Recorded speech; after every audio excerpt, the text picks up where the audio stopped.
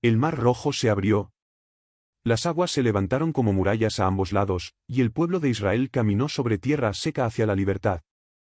Fue el milagro más extraordinario que ojos humanos habían contemplado, la mano del Todopoderoso manifestada en poder y gloria. Pero cuando las últimas familias pisaron la orilla opuesta, cuando el mar volvió a su cauce sepultando al ejército de Faraón, cuando los cantos de victoria resonaron en el desierto, entonces comenzó algo que pocos esperaban. La verdadera prueba. Porque Dios no solo libera a su pueblo de la esclavitud, también lo prepara para la promesa. Y ese camino de preparación se llama desierto. Hoy contemplaremos lo que sucedió después del milagro, cuando la fe tuvo que caminar sin ver, cuando la confianza fue puesta en el crisol del sufrimiento. Esta es la historia de cómo Dios forma el carácter de aquellos a quienes llama. El libro de Éxodo capítulo 15 nos relata que después de cruzar el mar, el pueblo caminó 3 días por el desierto de Sur. 3 días bajo el sol abrasador, 3 días con las cantimelas vacías, 3 días donde cada paso era más difícil que el anterior. El canto de victoria se fue apagando con cada hora que pasaba. Y cuando finalmente encontraron agua en Mara, descubrieron que era amarga, no se podía beber. Imaginen la desesperación, la sed que quema la garganta, los niños llorando, los ancianos tambaleándose. Y entonces el pueblo murmuró contra Moisés. 3 días, solo 3 días después del mayor milagro de la historia, y ya habían olvidado. Aquí aprendemos algo fundamental sobre la naturaleza humana: los milagros impresionan los ojos, pero no siempre transforman el corazón. El pueblo había visto el poder de Dios, pero aún no conocía su carácter. Moisés clamó al Señor, y Dios le mostró un árbol. Cuando lo echó en las aguas, éstas se volvieron dulces. No fue magia, fue enseñanza. Dios podía haber creado un manantial de agua pura desde el principio, pero eligió mostrarles que Él puede transformar lo amargo en dulce, que su poder no solo divide mares, también restaura lo que parece perdido. El milagro abre el camino, pero el desierto forma el corazón. Un mes después, en el desierto de Sin, se acabó el alimento.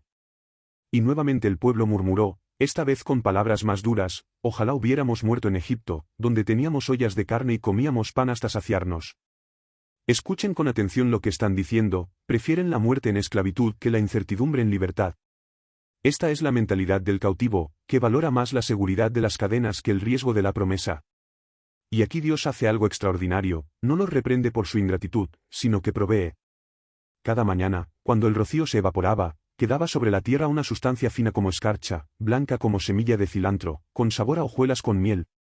El maná, el pan del cielo. Pero Dios estableció una condición: recojan solamente lo necesario para cada día, no acumulen para mañana. El 6º día podían recoger doble porción para el día de reposo, pero ningún otro día. ¿Y qué hicieron algunos? Guardaron por desconfianza, y al día siguiente encontraron gusanos y mal olor. Dios les estaba enseñando algo más que supervivencia, les estaba enseñando dependencia. Cada mañana era una nueva oportunidad de confiar, cada día era un acto de fe.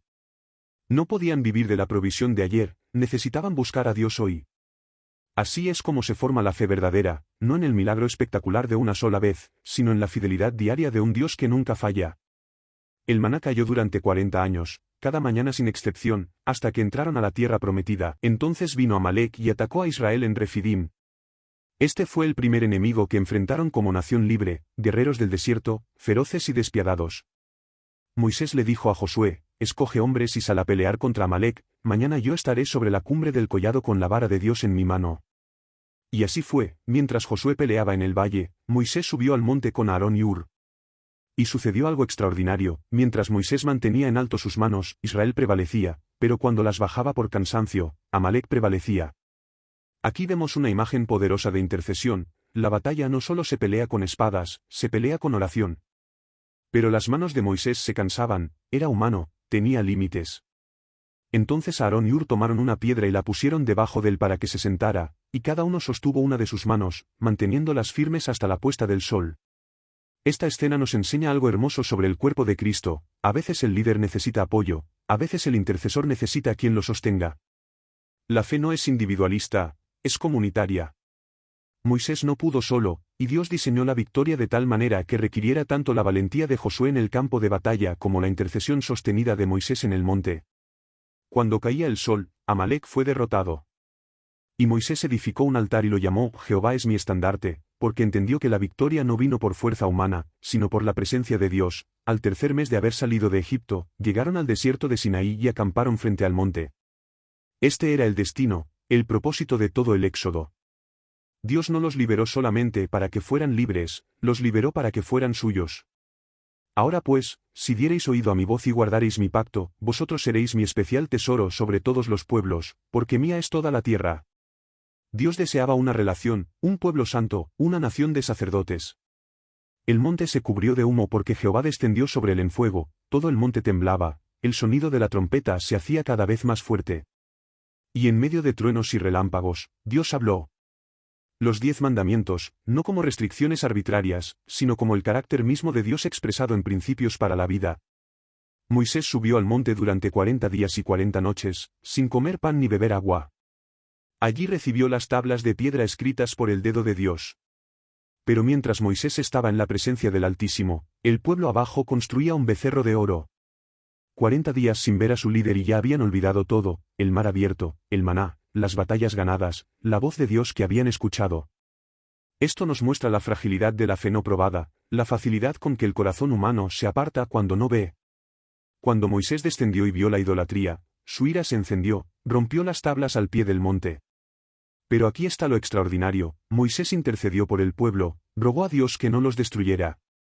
Y Dios escuchó la oración de su siervo. Hermano, hermana, esta historia no es solo historia antigua, es el patrón de Dios para cada uno de nosotros. Después de cada milagro viene un desierto, después de cada victoria viene una prueba. Dios no nos lleva al desierto para destruirnos, nos lleva para formarnos, en el desierto aprendemos que Él es suficiente cuando no tenemos nada más. En el desierto aprendemos a depender de su provisión diaria. En el desierto aprendemos que las batallas se ganan de rodillas antes que con nuestras fuerzas.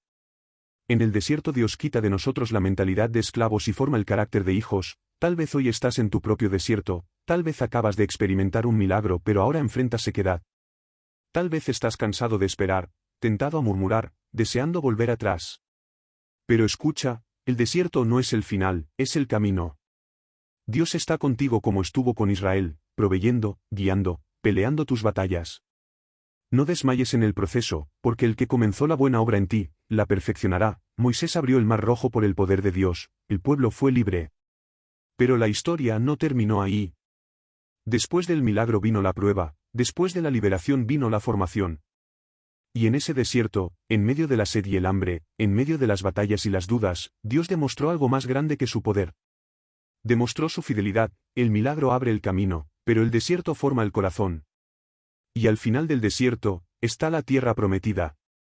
Confía en el proceso, confía en aquel que te guía. Porque Él es fiel.